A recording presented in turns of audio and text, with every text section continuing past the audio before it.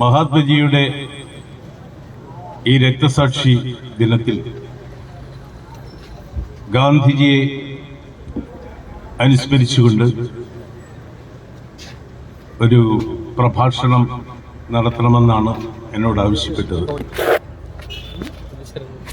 സമയം പരിമിതമാണ് എന്ന് മനസ്സിലാക്കുന്നു. ഗാന്ധിജിയെക്കുറിച്ച് പറയുമ്പോൾ സൂര്യൻ അസ്തമിക്കാത്ത ബ്രിട്ടീഷ് സാമ്രാജ്യത്തിന് നേരെ രക്തം ചിന്താതെ അഹിംസയുടെ മാർഗത്തിലൂടെ പൊരുതി സ്വാതന്ത്ര്യത്തിന്റെ അനന്ത സൂര്യോദയങ്ങൾ നമുക്ക് സമ്മാനിച്ച തുല്യതയില്ലാത്ത, സമാനതയില്ലാത്ത ലോക നേതാവാണ് അദ്ദേഹം. ഒരുപാട് സമാനതകളില്ലാത്ത പ്രത്യേകതകൾ ഗാന്ധിജിക്കുണ്ടായിരുന്നു. 5 തവണയാണ് ഗാന്ധിജിയെ നോബൽ സമ്മാനത്തിന് വേണ്ടി നാമനിർദ്ദേശം ചെയ്തത്. 1948 ഗാന്ധിജിക്ക് നോബൽ സമ്മാനം, സമാധാനത്തിനുള്ള നോബൽ സമ്മാനം കിട്ടേണ്ടതായിരുന്നു. പക്ഷേ അദ്ദേഹം 48 ആ ജനുവരി 30 ഈ ലോകം വിട്ടുപോയത്. അതുകൊണ്ട് തന്നെ ആ വർഷം നോബൽ സമ്മാനം ആർക്കും കൊടുത്തില്ല. അന്നങ്ങനെ മരണാനന്തര ബഹുമതിയായി ഈ സമ്മാനം നൽകുന്ന പതിവുമില്ലായിരുന്നു. തന്നെയുമല്ല, ഗാന്ധിജിയുടെ ജീവിതത്തിൽ വെള്ളിയാഴ്ചകൾക്ക് ഒരുപാട് പ്രസക്തി ഉണ്ടായിരുന്നു. അദ്ദേഹം ജനിച്ചതൊരു വെള്ളിയാഴ്ചയാണ്, ഇന്ത്യക്ക് സ്വാതന്ത്ര്യം ലഭിച്ചതൊരു വെള്ളിയാഴ്ചയാണ്. തന്റെ ജീവിതകാലം മുഴുവൻ പ്രയത്നിച്ചും പൊരുതിയും സമരം ചെയ്തും സത്യാഗ്രഹം ചെയ്തും ഒരു രാജ്യത്തിന്റെ സ്വാതന്ത്ര്യം എന്ന സ്വപ്നത്തെ സാക്ഷാത്കരിച്ച ആ ദിവസം വെള്ളിയാഴ്ചയാണ്. അദ്ദേഹം അകാലത്തിൽ നമ്മെ വിട്ടുപോയ ദിവസവും വെള്ളിയാഴ്ചയാണ്. പക്ഷേ ഗാന്ധിജി പലരും പറയുന്നത് പോലെ ഇന്ന് നമ്മുടെ സ്മരണയിലെ ഒരു ചുവന്ന നക്ഷത്രമായി അവശേഷിക്കുകയാണ്. അദ്ദേഹത്തിന്റെ സ്വപ്നമായിരുന്ന രാമരാജ്യം സാക്ഷാത്കരിക്കപ്പെട്ടിട്ടില്ല. ഗ്രാമസ്വരാജ് സാക്ഷാത്കരിക്കപ്പെട്ടില്ല പൂർണ്ണമായി. ഗാന്ധിജി കണ്ട രാമരാജ്യം എന്ന് പറയുന്നത് അഹിംസയുടേതായിരുന്നു, അത് സത്യസന്ധതയുടേതായിരുന്നു, ധാർമ്മികതയുടേതായിരുന്നു. ഉള്ളവനും ഇല്ലാത്തവനും എന്ന വ്യത്യാസമില്ലാതെ, ജാതിഭേദമില്ലാതെ മതേതരത്വത്തിന്റെ സുഗന്ധം പുലരുന്ന ഒരു ആദർശസുന്ദരമായ രാഷ്ട്രീയ സ്വപ്ന രാജ്യമായിരുന്നു അദ്ദേഹത്തിന്റെ രാമരാജ്യം. അധികാര കേന്ദ്രീകരണത്തെ കുറിച്ചാണ് അദ്ദേഹം ഗ്രാമസ്വരാജ് എന്ന് പറഞ്ഞപ്പോൾ സങ്കല്പിച്ചത്. ഇന്ത്യയുടെ ആത്മാവ് ഗ്രാമങ്ങളിലാണ് എന്നാണ് അദ്ദേഹം പറഞ്ഞത്. അതുകൊണ്ടാണല്ലോ നെഹ്റുവിനോട് ഗ്രാമങ്ങളിലേക്ക് പോകുവാൻ ആവശ്യപ്പെട്ടത്. ആ വിധത്തിൽ നമ്മുടെ ജനതയെ ഒന്നടങ്കം സ്വപ്നം കണ്ടുകൊണ്ട് അവരുടെ സ്വാതന്ത്ര്യത്തിനും അവരുടെ സാമ്പത്തികമായ സ്വാതന്ത്ര്യത്തിനും സാമൂഹികമായ സ്വാതന്ത്ര്യത്തിനും വേണ്ടി എത്തിച്ച മഹാനുഭാവനാണ് ഗാന്ധിജി. അദ്ദേഹം തന്റെ വസ്ത്രം ഉപേക്ഷിച്ചത് ഇവിടത്തെ ജനവിഭാഗം, ഭൂരിപക്ഷം ജനവിഭാഗത്തിനും ആവശ്യത്തിനുള്ള വസ്ത്രമില്ല എന്ന് കണ്ടിട്ടാണ്. അദ്ദേഹം മധുരയിലേക്ക് വരുമ്പോൾ, ട്രെയിനിൽ യാത്ര ചെയ്യുമ്പോൾ തൊഴിലാളികൾ വസ്ത്രം അത്യാവശ്യം മാത്രം ധരിച്ചുകൊണ്ട് തൊഴിലാളികൾ ട്രെയിനിൽ യാത്ര ചെയ്യുന്നു. അവരോട് ചോദിച്ചു, നിങ്ങൾ എന്താണ് ഖാദി ധരിക്കാത്തത്? വിദേശ വസ്ത്രങ്ങൾ ഉപേക്ഷിക്കണം, ഖാദി ധരിക്കണം എന്ന് പറഞ്ഞ മഹാത്മജി അവരോട് ചോദിച്ചു, എന്താണ് നിങ്ങൾ ഖാദി ധരിക്കാത്തത്? അവർ പറഞ്ഞു, ഞങ്ങൾക്ക് ആഹാരം കഴിക്കാൻ തന്നെ നിവൃത്തിയില്ല. ആ വിധത്തിൽ ഞങ്ങൾ കൊടിയ പട്ടിണിയിൽ, ദാരിദ്ര്യത്തിൽ, ദുരന്തകരമായ ജീവിത സാഹചര്യങ്ങളിൽ മുന്നോട്ട് പോകുമ്പോൾ ഖാദി വാങ്ങാൻ കാശില്ല. അത് അദ്ദേഹത്തിന്റെ മനസ്സിനെ വല്ലാതെ ബാധിച്ചു. ഇന്ത്യയിലെ ബഹുഭൂരിപക്ഷം ജനങ്ങൾ, എല്ലാ ഭാരതീയരും നമ്മുടെ സഹോദരന്മാരാണെന്ന് പറയുമ്പോൾ അവരിൽ അധികം പേരും വസ്ത്രം പോലും ധരിക്കാൻ നിർവാഹമില്ലാതിരിക്കുമ്പോൾ താൻ ഈ വസ്ത്രം ധരിക്കുന്നത് എന്തിന് എന്ന് അദ്ദേഹം ചിന്തിച്ചു. വൈഗാ നദിയുടെ തീരത്ത് രാമനാഥൻ ചെട്ടിയാർ ഒരുക്കിയ വിശ്രമ മന്ദിരത്തിൽ കഴിയുമ്പോൾ 1921 ആ രാത്രിയിൽ അദ്ദേഹത്തിന് ആ ചിന്ത വല്ലാതെ മതിക്കുകയാണ്. അടുത്ത ദിവസം ആ നദിക്കരയിൽ ഒരു പെൺകുട്ടി കുറെ നേരമായി നിൽക്കുന്നു. അവൾ വസ്ത്രം ധരിക്കുകയാണോ, അവൾ കുളിക്കുകയാണോ? സംശയം തോന്നി. കസ്തൂർബയോട് ചോദിച്ചു, എന്താണ് പെൺകുട്ടി അങ്ങനെ നിൽക്കുന്നത്? വല്ലാതെ തണുത്ത് വിറങ്ങലിക്കില്ലേ? അപ്പോഴാണ് അറിയുന്നത് അവൾക്ക് ഒറ്റ വസ്ത്രമേ ഉള്ളൂ. ആ വസ്ത്രം അവൾ കഴുകുന്നു, പകുതി ഉടുത്തിരിക്കുന്നു. ആ ദുരവസ്ഥ കണ്ട്, ആ ദീനമായ ഇന്ത്യൻ സാഹചര്യം കണ്ട്, സാമൂഹ്യ സാഹചര്യം കണ്ട് അന്ന് അദ്ദേഹം ഉപേക്ഷിക്കുകയാണ് തന്റെ മേൽവസ്ത്രങ്ങൾ. അദ്ദേഹം തന്റെ കുർത്ത ഉപേക്ഷിച്ചു, തലപ്പാവ് ഉപേക്ഷിച്ചു, മുട്ടോളമെത്തുന്ന ഒരു മുണ്ടും അതോടൊപ്പം ഒരു തോർത്തും മാത്രമായി ആ വേഷം അദ്ദേഹം സ്വീകരിച്ചു. ലണ്ടനിൽ വിൻസ്റ്റൺ ചർച്ചിൽ അദ്ദേഹത്തെ ഈ വേഷത്തിൽ കണ്ടപ്പോൾ ചോദിച്ചു, ആവശ്യത്തിന് വസ്ത്രം ധരിച്ചില്ല എന്നൊരു തോന്നൽ ഇവിടെ വന്നപ്പോൾ നിങ്ങൾക്ക് തോന്നുന്നില്ലേ? അദ്ദേഹം പറഞ്ഞു, ഞാൻ എന്റെ ആവശ്യത്തിന് വസ്ത്രം ധരിച്ചിട്ടുണ്ട്, പക്ഷേ ഞാൻ ധരിക്കാതെ പോയ വസ്ത്രം കൂടി അങ്ങ് ധരിച്ചിട്ടുണ്ടല്ലോ, ഇവിടുത്തെ ആൾക്കാർ ധരിച്ചിട്ടുണ്ടല്ലോ, ഷൂസും കോട്ടും പാന്റും ടൈയും ഒക്കെ ധരിച്ചിരിക്കുകയല്ലേ. ഗാന്ധിജിയുടെ ഈ ധർമ്മബോധം, അത് അദ്ദേഹം തന്നെ പറയും തന്റെ ആത്മകഥയിൽ, നർമ്മബോധമില്ലായിരുന്നെങ്കിൽ ഞാൻ എന്നെ ആത്മഹത്യ ചെയ്യേണ്ടി വരും. നർമ്മബോധം എന്ന് പറയുന്നത് മനസ്സിന്റെ ആർദ്രതയുടെ ഒരു അംശമാണ്, അതിന്റെ പ്രതിഫലനമാണ്. നർമ്മബോധമുള്ളത് കൊണ്ടാണ് അദ്ദേഹത്തോട് ലണ്ടനിൽ വെച്ചൊരു പത്രക്കാരൻ ചോദിച്ചല്ലോ, ഈ പാശ്ചാത്യ സംസ്കാരത്തെ കുറിച്ച് അങ്ങയുടെ അഭിപ്രായം എന്താണ്? അപ്പൊ അദ്ദേഹം പറഞ്ഞു, അത് നല്ലൊരു ആശയമാണ്. പാശ്ചാത്യ സംസ്കാരം എന്ന് പറയുന്നത് നല്ലൊരു ആശയമാണ് എന്ന് പറഞ്ഞാൽ അങ്ങനെ ഒരു സംസ്കാരമില്ല, അങ്ങനെ ഒരു സംസ്കാരം ഉണ്ടെങ്കിൽ കൊള്ളാം എന്നാണ് അദ്ദേഹം പറഞ്ഞത്. അദ്ദേഹം കുട്ടികളുമായി വളരെ ചേർന്ന് അവരുടെ മനസ്സറിഞ്ഞ് അവരുമായി ഇടപഴകുമായിരുന്നു. അപ്പോഴാണ് ഒരു കുട്ടി ചോദിച്ചത്, ബാപ്പുജി, ബാപ്പു എന്ന് പറഞ്ഞാൽ ഗുജറാത്തിയിൽ അച്ഛൻ എന്നാണ് അർത്ഥം. ഒരച്ഛന്റെ പിതൃസഹിതമായ ആ സ്നേഹം, ആ വാത്സല്യം, ആ ആഭിമുഖ്യം, അതാണ് അദ്ദേഹം കുട്ടികളോട് പുലർത്തിയത്. അപ്പൊ ഒരു കുട്ടി പറഞ്ഞു, ബാപ്പുജി, അങ്ങ് ഷർട്ട് ധരിച്ചിട്ടില്ലല്ലോ, ഞാൻ എന്റെ അമ്മയോട് പറയട്ടെ ഒരു ഷർട്ട് മേടിച്ചു തരാൻ? അതേ അർത്ഥത്തിൽ, അതേ നിഷ്കളങ്കതയോടെ, ആ നിഷ്കളങ്കതയുടെ മാധുര്യം ആസ്വദിച്ചുകൊണ്ട് അദ്ദേഹം പറഞ്ഞു, മോന്റെ അമ്മയോട് പറയണം എന്റെ കുടുംബത്തിലെ എല്ലാവർക്കും ഷർട്ട് മേടിച്ചു തന്നാൽ ഞാനും ഷർട്ട് ധരിക്കാം. അപ്പൊ ആ കുട്ടി ചോദിച്ചു, ബാപ്പുജിയുടെ കുടുംബത്തിൽ എത്ര പേരുണ്ട്? എന്റെ കുടുംബത്തിൽ 40 കോടി ജനങ്ങളുണ്ട്. ഇന്ത്യയിൽ അന്നത്തെ ജനസംഖ്യയാണത്. ഇന്ത്യയിൽ അവസാനത്തെ ആളും മേൽവസ്ത്രം ധരിക്കുന്ന സമയത്ത് മാത്രമേ അവസാനത്തെ ആളായി ഞാൻ ധരിക്കുകയുള്ളൂ എന്ന് പറയുമ്പോൾ ആ ബഹുഭൂരിപക്ഷം വരുന്ന ജനസമൂഹത്തോട് ഐക്യദാർഢ്യം പ്രഖ്യാപിക്കുകയായിരുന്നു ഗാന്ധിജി. അദ്ദേഹത്തിന്റെ ജീവിതം, അദ്ദേഹത്തിന്റെ രാഷ്ട്രീയ ജീവിതം, സ്വകാര്യ ജീവിതം ആദർശനിഷ്ഠമായിരുന്നു. നമുക്കറിയാം, 1901 തോന്നുന്നു സൗത്ത് ആഫ്രിക്കയിൽ നിന്ന് അദ്ദേഹം തിരിച്ചു വരുന്നു. സൗത്ത് ആഫ്രിക്കയിൽ നിന്ന് തിരിച്ചു വരുമ്പോൾ അദ്ദേഹത്തോടുള്ള സ്നേഹസൂചകമായി, ബഹുമാന സൂചകമായി അവിടുത്തെ ആളുകൾ ഒരുപാട് സ്വർണ്ണാഭരണങ്ങൾ കൊടുത്തു, വജ്രമാലകൾ കൊടുത്തു. അദ്ദേഹം വല്ലാത്ത വട്ടിലായി.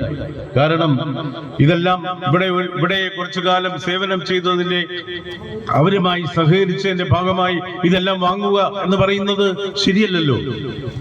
സമൂഹ സേവനം എന്ന് പറയുന്നത്, രാഷ്ട്രീയ സേവനം എന്ന് പറയുന്നത് സമൂഹത്തിന്റെ സേവകനാണ്. ഭരണാധികാരി സമൂഹത്തിന്റെ സേവകനാണ്, സമൂഹത്തിന്റെ യജമാനനല്ല. അദ്ദേഹം അതെല്ലാം തിരിച്ചു കൊടുക്കാൻ തീരുമാനിച്ചു. കിട്ടിയ സ്വർണം മുഴുവൻ, സ്വർണമാണെന്ന് ഓർക്കണം, സ്വർണം മുഴുവൻ തിരിച്ചു കൊടുക്കാൻ തീരുമാനിച്ചു. അതുകൊണ്ട് ഒരു ഫണ്ട് രൂപീകരിക്കുക, ഒരു ട്രസ്റ്റ് രൂപീകരിക്കുക, അവിടുത്തെ പൊതുനന്മയ്ക്ക് വേണ്ടി അത് ഉപയോഗിക്കുക. അപ്പോഴാണ് ഗാന്ധിജി ഒരു കാര്യം ഓർക്കുന്നത്, കസ്തൂർബയ്ക്കും കൊടുത്തു ഒരു സ്വർണമാല. കസ്തൂർബയോട് ചോദിച്ചു അദ്ദേഹം, അതങ്ങ് തിരിച്ചു കൊടുക്കൂ. കസ്തൂർബ പൊട്ടിത്തെറിക്കുകയാണ്. ഒരു ഇന്ത്യൻ വീട്ടമ്മയുടെ, ശരാശരി സ്വഭാവമുള്ള ഇന്ത്യൻ വീട്ടമ്മയുടെ മാനസികാവസ്ഥയിൽ കസ്തൂർബ ചോദിക്കുന്നു, എന്താണെന്ന് പറയുന്നത്? എനിക്ക് കിട്ടിയതാണിത്, ഇത് ഞാനിങ്ങനെ തിരിച്ചു കൊടുക്കും. അദ്ദേഹം പറഞ്ഞു, അത് തിരിച്ചു കൊടുക്കൂ, നമുക്കത് ആവശ്യമില്ല. കസ്തൂർബ പറയുന്ന ആ വാചകങ്ങൾ അദ്ദേഹത്തിന്റെ ആത്മകഥയിലുണ്ട്. You may not need these gifts. അങ്ങേക്ക് ഇത് ആവശ്യമില്ലായിരിക്കാം. Your children may not need. അങ്ങയുടെ മക്കൾക്കും ആവശ്യമില്ലായിരിക്കാം.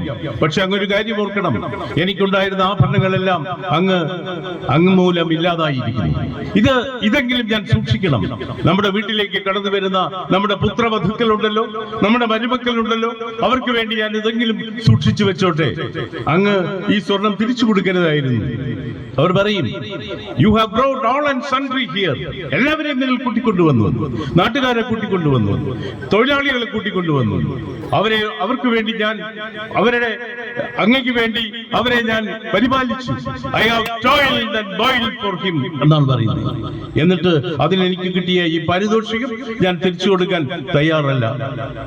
ഗാന്ധിജി തന്റെ അവനാടിയിലെ എല്ലാ അമ്പും ഉപയോഗിച്ച് നോക്കിയിട്ടും കസ്തൂർബ മെരുകുന്നില്ല. അദ്ദേഹം മക്കളെ വിളിച്ചു, അവരെ ബ്രെയിൻ വാഷ് ചെയ്തു, അവരെ കൊണ്ട് പറയിച്ചു. അവർ ചെന്ന് പറഞ്ഞു, അമ്മേ, ഞങ്ങളുടെ വധുക്കളുടെ ഭാര്യമാരുടെ കാര്യം ഞങ്ങൾ നോക്കിക്കോളാം, ഇത് തിരിച്ചു കൊടുക്കൂ, കുഴപ്പമില്ല. കസ്തൂർബ എത്ര കുതറിയിട്ടും, എത്ര ഒഴിയാൻ ശ്രമിച്ചിട്ടും, എത്ര പ്രതികരിച്ചിട്ടും ഗാന്ധിജി അത് മുഴുവൻ കൊടുപ്പിച്ചിട്ടാണ്, ശൂന്യഹസ്തനായിട്ടാണ്, കയ്യിലൊന്നുമില്ലാതെയാണ് അദ്ദേഹം ഇന്ത്യയിലേക്ക് മടങ്ങി വന്നത്. അതാണ് ഉത്തമ രാഷ്ട്രീയ സാമൂഹ്യ സേവന പ്രവർത്തനത്തിന്റെ ദൃഷ്ടാന്തം. ഒന്നും ആഗ്രഹിക്കാതെ, ഒന്നും കൈക്കലാക്കാതെ, ഒന്നിനു വേണ്ടിയും ഒരു ദുരൂഹമായ ആഗ്രഹം വെച്ച് പുലർത്താതെ നിസ്വാർത്ഥമായി അദ്ദേഹം ഒരു നിസ്വനെ പോലെ തിരിച്ചു വരികയായിരുന്നു ഇന്ത്യയിലേക്ക്. 1908 ഈ സംഭവം. 1901 ദക്ഷിണാഫ്രിക്കയിൽ വെച്ച് കസ്തൂർബ വല്ലാതെ രോഗഗ്രസ്തയായി, ഒരു ശസ്ത്രക്രിയയെ തുടർന്നും വല്ലാതെ അവശയായി മരണത്തോട് മല്ലടിക്കുന്ന അവസ്ഥ. ഗാന്ധിജി മറ്റെങ്ങുമാണ്. അതേപോലെ എത്തി. ഡോക്ടർ പറഞ്ഞു, വെള്ളക്കാരനായ ഡോക്ടർ പറഞ്ഞു, അവർക്ക് ബീഫ് കൊടുക്കണം, ബീഫ് ടീ കൊടുക്കണം, എങ്കിൽ മാത്രമേ അവർ രക്ഷപ്പെടുകയുള്ളൂ. ഗാന്ധിജിയുടെ ജീവിതനിഷ്ഠയിൽ ബീഫില്ലല്ലോ, അദ്ദേഹം വെജിറ്റേറിയൻ ആണല്ലോ, അദ്ദേഹം പ്രകൃതി ചികിത്സകനാണല്ലോ. അദ്ദേഹം പറഞ്ഞു, സാധ്യമല്ല. ഡോക്ടർ വളരെ കർക്കശമായിട്ട് പറഞ്ഞു, എങ്കിൽ നിങ്ങൾ ഇവിടെ നിന്ന് കൊണ്ടുപോവുക. നിങ്ങളുടെ ഭാര്യ ജീവിക്കണമെന്ന് ആഗ്രഹമുണ്ടെങ്കിൽ, അവർ രക്ഷപ്പെടണമെന്നുണ്ടെങ്കിൽ ബീഫ് കൊടുത്തേ തീരൂ. ഗാന്ധിജി കസ്തൂർബയുടെ അടുക്കലേക്ക് ചെന്നു. കസ്തൂർബയ്ക്ക് ബോധം നശിച്ചിട്ടില്ല. കസ്തൂർബ ഗാന്ധിജിയെ കണ്ടപ്പോൾ വളരെ പ്രസന്നവതിയായി, അങ്ങ് എത്തിയല്ലോ. അല്ല, ഡോക്ടർ പറയുന്നു ബീഫ് തരണമെന്ന്. അത് എന്തു പറയുന്നു? കസ്തൂർബ എന്ത് പറയുന്നു? കസ്തൂർബയെ അദ്ദേഹം ബാ എന്നാണ് വിളിക്കുന്നത്, കസ്തൂർ എന്ന് വിളിക്കാറില്ല. ബാ എന്ത് പറയുന്നു? അവർ പറഞ്ഞു, നമ്മളുടെ അങ്ങയുടെ ആദർശത്തിൽ നിന്ന് മരണത്തിന്റെ മുമ്പിൽ വെച്ചായാലും വ്യതിചലിക്കണ്ട, അത് വേണ്ട. അദ്ദേഹത്തിന് ധൈര്യമായി. അദ്ദേഹം ചെന്ന് ഡോക്ടറെ കണ്ടു. അത് വേണ്ട എന്ന് തന്നെയല്ല, അദ്ദേഹത്തിന് തോന്നി, ഇവിടെ കണ്ടിന്യൂ ചെയ്യുകയാണെങ്കിൽ, ഇവിടെ കിടക്കുകയാണെങ്കിൽ ഇദ്ദേഹം അത് കൊടുത്തേക്കും. അതുകൊണ്ട് തന്നെ അദ്ദേഹം കസ്തൂർബയെ അവിടെ നിന്ന്, ആ മഴ പെയ്യുന്ന സായാഹ്നത്തിൽ, പുറത്ത് മഴ കോരിച്ചൊരിയുന്ന മഴയുണ്ടായിരിക്കെ, കസ്തൂർബയെ പുതപ്പുകൾ കൊണ്ട് പുതച്ച് ഒരു റിക്ഷ പിടിച്ച് അതിൽ കയറ്റി ട്രെയിനിൽ സഞ്ചരിച്ച് വീട്ടിൽ എത്തിച്ച് അദ്ദേഹത്തിന്റെ സ്വതസിദ്ധമായ പ്രകൃതി ചികിത്സ നടത്തി കസ്തൂർബയെ അത്ഭുതകരമായി ജീവിതത്തിലേക്ക് മടക്കി കൊണ്ടുവന്നു. അതായിരുന്നു ഗാന്ധിജിയും കസ്തൂർബയും തമ്മിലുള്ള ബന്ധം. അതൊരു കേവല ദാമ്പത്യമല്ല, ഏതാണ്ട് 62 വർഷത്തോളം നീണ്ടുനിന്ന മാതൃകാസുന്ദരമായ സുരഭിലമായ ദാമ്പത്യം. ആ ദാമ്പത്യത്തിൽ കസ്തൂർബ അദ്ദേഹത്തിന്റെ നിഴലായിരുന്നില്ല. എല്ലാ സമരമുഖങ്ങളിലും, എല്ലാ ജയിൽ ജീവിതത്തിലും എല്ലാം അദ്ദേഹത്തിന്റെ താങ്ങായി, തണലായി, കരുത്തായി, വെളിച്ചമായി കസ്തൂർബ ഉണ്ടായിരുന്നു. അതുകൊണ്ട് തന്നെയാണ് കസ്തൂർബ പൂനെയിൽ വെച്ച് തന്റെ അന്ത്യനിമിഷങ്ങളോട് അടുക്കുമ്പോൾ കസ്തൂർബയുടെ ശിരസ് തന്റെ മടിയിൽ വെച്ചുകൊണ്ട് ഗാന്ധിജി ഒരിക്കലും കണ്ടിട്ടില്ലാത്ത വിധം വിഷാദവാനായി ഇരുന്നത്. കസ്തൂർബ കടന്നുപോയപ്പോൾ അദ്ദേഹം പറഞ്ഞു, അവരില്ലാതെ, എന്റെ ബാ ഇല്ലാതെ എനിക്കിനി ജീവിക്കാൻ കഴിയുമോ എന്നറിയില്ല. വളരെ നേരം അദ്ദേഹം ദുഃഖാകുലനായോടെ ഇരുന്നു. അതായിരുന്നു അവരുടെ ദാമ്പത്യം. ഗാന്ധിജിയെ കുറിച്ച് ഇവിടെ സമയപരിമിതി ഉള്ളതുകൊണ്ട് ഞാൻ ചുരുക്കി പറയുകയാണ്. അദ്ദേഹം ഈ വിധത്തിൽ മുന്നോട്ട് പോകുമ്പോൾ ഉപ്പു സത്യാഗ്രഹത്തിന് 240 മൈലുകൾ സഞ്ചരിച്ചാണ് ഗുജറാത്തിലെ തീരദേശ ഗ്രാമമായ ദണ്ഡിയിൽ എത്തുന്നത്. അദ്ദേഹത്തോടൊപ്പം 78 പേരാണ് ഉണ്ടായിരുന്നത്. അനുയായികളായി വെറും 78 പേർ. പക്ഷേ ആ സത്യാഗ്രഹത്തിന്റെ യാത്ര നാട്ടിൽ ആന്തോളനങ്ങൾ സൃഷ്ടിച്ചു, ചലനങ്ങൾ സൃഷ്ടിച്ചു, വലിയ മാറ്റങ്ങൾ ഉണ്ടാക്കി, വലിയ അനുകൂലമായ മുന്നേറ്റങ്ങൾ ഉണ്ടാക്കി. അദ്ദേഹം ഒരു ഏപ്രിൽ 5 മാർച്ച് 12 ഇത് ആരംഭിക്കുന്നത്. 1930 ഏപ്രിൽ 5 അദ്ദേഹം ദണ്ഡിയിൽ എത്തിച്ചിരുന്നു. ഏപ്രിൽ 6 അദ്ദേഹം ദണ്ഡിയിലെ കടൽപ്പുറത്ത് വെച്ച് ഉപ്പുവിരലുകൾ വാരിയെടുത്ത് ആ നിയമത്തെ നിഷേധിക്കുകയാണ്, നിയമത്തെ ലംഘിക്കുകയാണ്. അതേ തുടർന്നുണ്ടായ രാജ്യമൊട്ടാകെയുള്ള, ഇന്ത്യയൊട്ടാകെ ഉണ്ടായ ചലനങ്ങൾ, പ്രതിചലനങ്ങൾ, അതിനോട് അനുബന്ധമായി ഉണ്ടായ മുന്നേറ്റങ്ങൾ, നമ്മുടെ കേരളത്തിൽ പയ്യന്നൂര് കേളപ്പന്റെ നേതൃത്വത്തിലുണ്ടായ ഉപ്പു സത്യാഗ്രഹത്തിന്റെ തുടർച്ചയായ മാറ്റങ്ങൾ, പ്രതിഷേധങ്ങൾ, പ്രക്ഷോഭങ്ങൾ ഒക്കെ വലിയ ഗുണം കണ്ടതുകൊണ്ടാണ് ഇർവിൻ പ്രഭു അന്നത്തെ വൈസ്രോയ് ഇർവിൻ പ്രഭു ഗാന്ധിജിയുമായി ഒരു കരാറുണ്ടാക്കി തീരദേശവാസികൾക്ക് ഉപ്പ് ഉപയോഗിക്കാം എന്ന് പറയുന്ന വിപ്ലവകരമായ നേട്ടം നേടിയെടുത്തത്.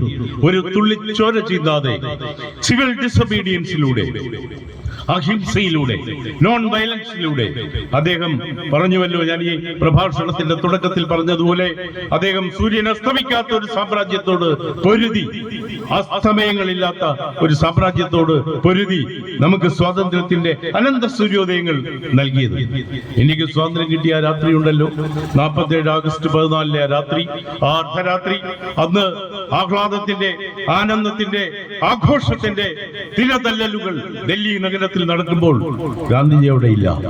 അദ്ദേഹം കൽക്കത്തയിലാണ്, അദ്ദേഹം പ്രാർത്ഥനയിലാണ്, അദ്ദേഹം ഉപവാസത്തിലാണ്, അദ്ദേഹം നൂൽ നൂൽക്കുകയാണ്. അദ്ദേഹത്തിന്റെ മനസ്സ് വല്ലാതെ വേദനിച്ചിരിക്കുന്നു. താൻ എന്തിനു വേണ്ടിയാണോ സമരം ചെയ്തത്, താൻ എന്തിനു വേണ്ടിയാണോ ജീവിതകാലം മുഴുവൻ സമർപ്പിച്ചത്, ആ സമർപ്പണത്തിന്റെ സാക്ഷാത്കാരം സംഭവിക്കുമ്പോൾ ഗാന്ധിജിയുടെ മനസ്സ് വല്ലാതെ വ്യാകുലമായിരിക്കുന്നു. കാരണം ഇന്ത്യ വിഭജിക്കപ്പെടുകയാണ്. ഹിന്ദു മുസ്ലിം തമ്മിലുള്ള, രാമനും റഹീമും തമ്മിലുള്ള ആത്മബന്ധം വിച്ഛേദിക്കപ്പെടുകയാണ്. ഗാന്ധിജി വല്ലാതെ ദുഃഖിതനാണ്. ഗാന്ധിജി ആ മട്ടിൽ ദുഃഖാകുലനായിരിക്കുമ്പോൾ, അദ്ദേഹത്തിന്റെ മനസ്സ് വ്യാകുലപ്പെടുമ്പോൾ, ഇന്ത്യ സ്വാതന്ത്ര്യത്തിന്റെ പുതിയ സൂര്യോദയത്തിലേക്ക് അടുത്തുകൊണ്ടിരുന്നു. 48 ജനുവരി 30 ആ ദിവസം അദ്ദേഹം അവിടെയുണ്ട്, ഡൽഹിയിലുണ്ട്, ബിർള മന്ദിറിലുണ്ട്. അദ്ദേഹം വളരെ തിരക്കിലാണ്, അതുപോലെ വളരെ തിരക്കിലാണ്. ഒരുപാട് പ്രശ്നങ്ങളുണ്ടല്ലോ രാജ്യത്ത്. സ്വാതന്ത്ര്യം കിട്ടിയതിനു ശേഷമുള്ള പ്രശ്നങ്ങൾ, വർഗീയമായ പ്രശ്നങ്ങൾ, മതപരമായ പ്രശ്നങ്ങൾ, അതിനെക്കുറിച്ചൊക്കെ അന്ന് സർദാർ വല്ലഭായ് പട്ടേൽ അദ്ദേഹത്തെ കാണാൻ വന്നിരുന്നു. വല്ലഭായ് പട്ടേലുമായി അദ്ദേഹം സംസാരിക്കുകയാണ്. വളരെ ഗഹനമായ കാര്യങ്ങൾ സംസാരിക്കുന്നു, ഗൗരവകരമായ തീരുമാനങ്ങളിലേക്ക് നീങ്ങുന്നു. ആ സമയത്ത് പ്രാർത്ഥനയുടെ സമയമാവുകയാണ്. സാധാരണ പോകുന്നതിനേക്കാൾ അല്പം വൈകിപ്പോയി.